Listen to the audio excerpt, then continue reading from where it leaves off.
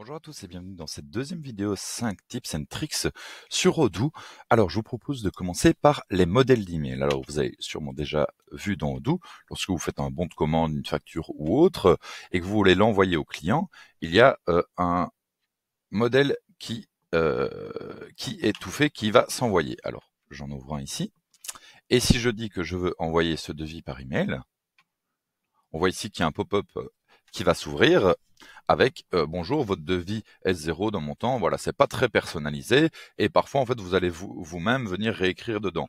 Imaginons de manière automatisée, vous voulez voilà changer un petit peu ce qui est écrit dedans. On voit ici que le modèle envoyer le devis est mis et on peut ici via un lien interne retomber dessus.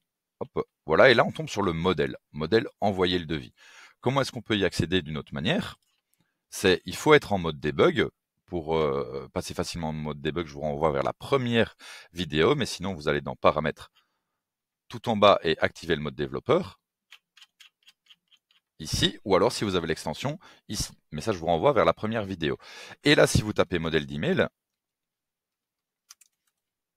hop, ils sont là. Et là, vous avez tous les emails qui s'envoient automatiquement depuis Odoo. Et moi, dans mon cas, c'était vente. Voilà, je tente, hein, je tape vente dans mon recherche. Voilà, vente, confirmation de la demande, s'applique à bon de commande. C'est bien ça que je veux, ou envoyer le devis. Alors, ouais, je vais aller sur confirmation, sur envoyer le devis, pardon. Voilà votre devis. N'hésitez pas, et je vais pouvoir ici venir. Bonjour. Nous vous remercions.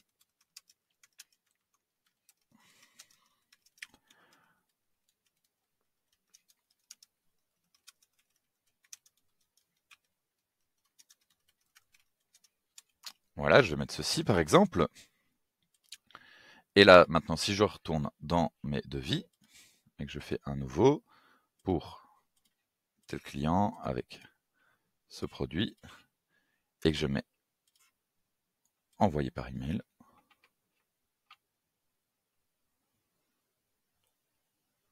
Voilà, on voit ici que mon texte est automatiquement modifié parce que j'ai modifié sur le modèle et je ne viens pas modifier individuellement.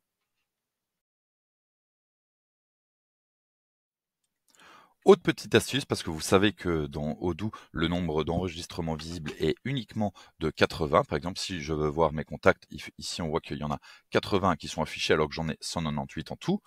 Et pareil, si je me mets en vue lisse, j'en ai que 80. Et parfois, je voudrais pouvoir regarder un petit peu plus. En fait, je peux venir modifier ce qu'il y a ici et mettre les 198. Pardon, 198.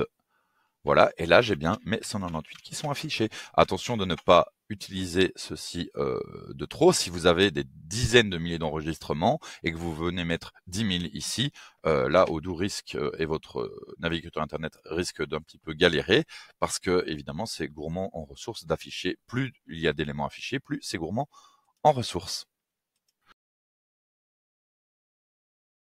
Troisième astuce, nous sommes dans un cas spécifique où vous avez envoyé une facture au client et celui-ci dit qu'il y a une erreur ou vous-même vous remarquez qu'il y a une erreur. Alors je sais que la pratique de mettre en brouillon n'est pas toujours très autorisée, mais je vous montre quand même si jamais le cas se présente. Alors je vais faire une vente à mon client DécoAddict. Je vais lui vendre des fraises pour 150. Voilà, je vais confirmer mon commande et je vais lui créer une facture. Je vais confirmer et envoyer la facture à mon client. Hop. Voilà, envoyer et imprimer.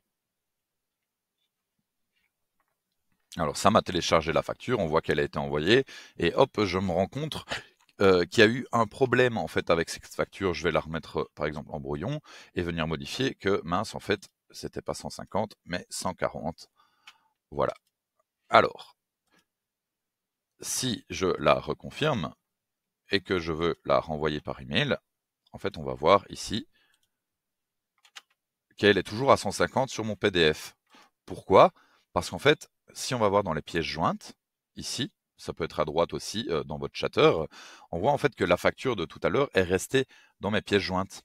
Et si je renvoie un mail, c'est cette pièce jointe qui va être envoyée. Du coup, je vais d'abord la supprimer et renvoyer un mail. Hop, envoyer et imprimer. Et on voit maintenant que dans mon nouvel envoi, vu que c'est à régénérer une pièce jointe, il n'y en avait plus, c'est bien de 140. Et sur mon aperçu, ici, ça se mettra à jour automatiquement si jamais vous utilisez le portail également. Voilà, ici, on voit bien qu'elle est à 140. Petite astuce studio maintenant, voilà, sur un contact, imaginons, il y a dans mes contacts des gens qui sont considérés comme des agents. Je vais venir créer Adrien, c'est mon prénom, Adrien, particulier, et je voudrais l'identifier comme un agent. Je vais mettre par exemple l'étiquette agent. Parfait. Et il y a son collègue Louis, qui est également agent. Du coup, voilà, j'ai les deux. Et en fait, je voudrais, via un champ studio, sur mes autres clients, pouvoir aussi identifier quel agent va gérer ces personnes. Du coup, je vais rajouter un champ many to one, c'est-à-dire que plusieurs enregistrements peuvent être liés. Hop, parfait. Et je vais venir lier, en fait, contact. Pourquoi? Parce que je relie un contact. Alors, il s'appelle nouveau many to one, je vais le renommer agent. Alors, si on laisse le champ comme ceci,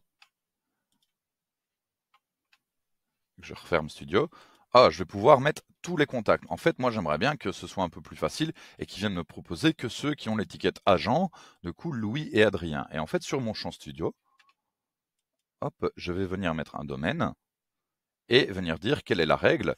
Je voudrais que sur mon contact, ce soit l'étiquette est dans agent. Confirmer. Et maintenant, sur mon champ, on ne me propose plus que Adrien et Louis, parce que j'ai dit sur mon domaine de ne me proposer que les enregistrements qui ont l'étiquette agent. Mais ça marche évidemment sur tous les champs.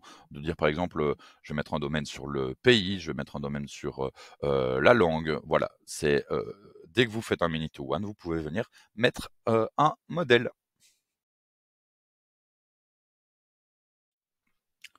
Autre petite astuce, si vous êtes administrateur d'une base de données et que vos utilisateurs ont perdu leur mot de passe et n'arrivent pas pour X ou Y raison à le réinitialiser, vous pouvez aller directement sur vos utilisateurs, en choisir un, je vais choisir par exemple ici Louise, et faire ceci, modifier le mot de passe et en fait en mettre un manuellement. Ici je vais mettre, voilà, ceci.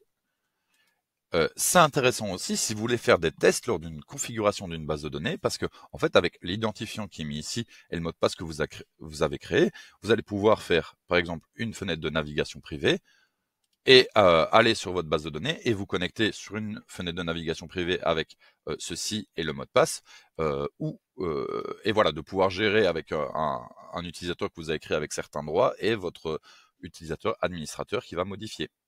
Voilà, comme ça, vous pouvez vous connecter avec tous les utilisateurs de votre base de données, évidemment en respectant leur intimité.